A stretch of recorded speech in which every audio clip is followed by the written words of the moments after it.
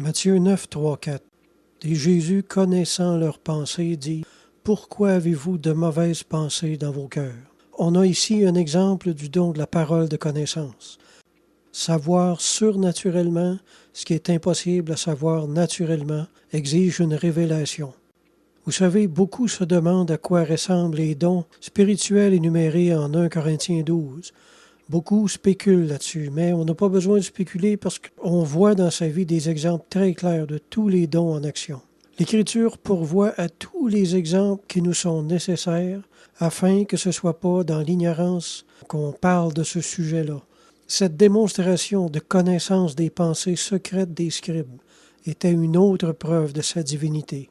Il est arrivé dans l'Ancien Testament qu'un prophète reçoive la connaissance d'un secret caché dans le cœur d'une personne, comme ça m'est arrivé quelquefois à moi-même et à beaucoup d'autres ministres, mais posséder une connaissance totale de tout le monde en n'importe quel temps, ça, aucun prophète n'a jamais eu ça.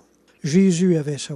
On nous dit en Jean chapitre 2, Jésus les connaissait tous. Il n'avait pas besoin qu'on lui rende témoignage d'aucun homme.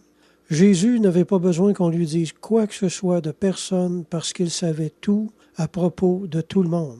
Et nous savons que l'omniscience n'est que le privilège divin et de personne d'autre. La divinité de Jésus-Christ a été décrétée une fois pour toutes au Concile de Nicée en 325. C'est une doctrine que le diable a opposée extrêmement fort. Il y a eu des luttes amères des deux côtés, entre Arius et Athanase en tout cas. Maintenant, pourquoi cette doctrine essentielle n'a pas été officialisée plus tôt? Bien parce que c'était pas nécessaire de le faire avant.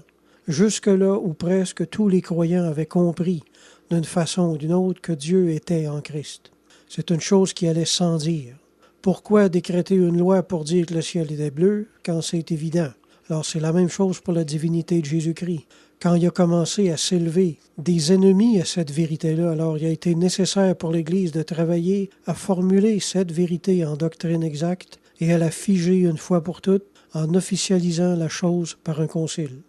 En conclusion, frères et sœurs, demeurons fermes dans la foi qui nous a été transmise premièrement par le Christ lui-même, ensuite par ceux qui l'ont connu et ensuite par ceux qui ont travaillé très fort pour la conserver sous une forme finale, une forme doctrinale, par laquelle les vérités peuvent voyager dans le temps et nous être encore transmises aujourd'hui. Éloignez-vous de ceux qui dénigrent la divinité de Jésus-Christ avec des passages faussés. Sous l'apparence d'aimer la vérité, ils enseignent l'erreur, ne sachant même pas que c'est au prix de leur propre âme. Amen.